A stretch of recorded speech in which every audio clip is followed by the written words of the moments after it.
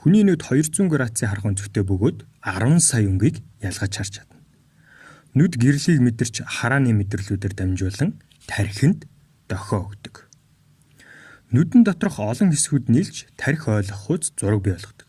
Үүн дунд хүнхэр хэлбэртэй нүдний эвэрлэг бүрхөвч, нүдний өнгөтэй хэсэг буюу солонгон бүрхөвч, солонгон бүрхөвчийн ард болор байрлана. Нүдний ард хэсэгт гэрэлт мэдрэмтгий эдүүдийн нэмгэн давхаргаас бүрдэх нүдний торлог бүрхөвч байна. Энэ ла бидэнд нүд хэрхэн зураг авч тархи руу явуулдаг талаар ойлгоход туслана. Эхлээд лааны гэрэл эвэрлэг бүрхөвчийг нэвтэрч өнгөрнө. Ингэхдээ гэрэл нь солонгон бүрхөвчээр хугарч тусна. Гэрэл солонгон бүрхөвчийг нэвтэрч өнгөрөхдөө 2 дахь удаа агуурна. Эцэст нь гэрэл зураг бий болох хэсэгт буюу торлог бүрхөвчдээр ирнэ. Гэтэл гэрэл хугарах явцдаа зургийг дээрээс доош нь харуулж хөрвүүлнэ. Бидэнд харагдаж буй юмс бүхэн доошо харсан байдалтай бидэнд харагдаг. Азар тархинд зургийг буцаан зөв харуулдаг байна. Зураг харааны мэдрэлийн дагуу импульс илгээж тархины даг зэсэгт очдог.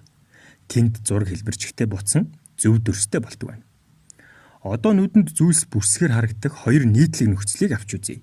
Нүдний хэлбэр нь аливаа зүйлийг фокустай байлгахад чухал үүрэг гүйцэтгэдэг.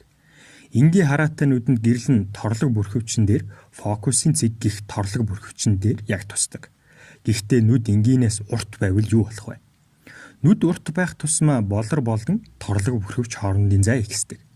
Гэсэн ч нүдний эвэрлэг бүрхөвч болон нүдний болор гэрлийг энгийн нүдтэй ижил хугаалдаг.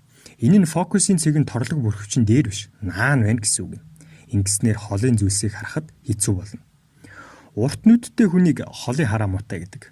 Хонхор линзтэй шилнэ холын зүйл харахгүй байхыг засаж чадна. Линз нь нүдний эвэрлэг бүрхөвчээр орж ирэх гэрлийг өргөсгөнө.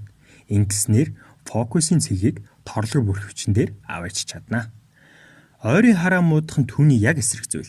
Нүдний урт хитрхи богино байдаг. Ингэснээр фокусын цэг нь торлог бүрхөвчний ард орно. Тэгэхээр ойр байгаа зүйлсийг харахад хүндрэлтэй болдог байна. Гүдгэр линзтэй шилэн гэрлийг өргөнийг нарийсгаж өг. Эвэрлэг бүрхөвчээр дамжин орох гэрлийг нарийсгаснаар фокусын цэгийг торлог бүрхөвчин дээр аваачиж ойрын зүйл харахгүй байхыг засаж чадна.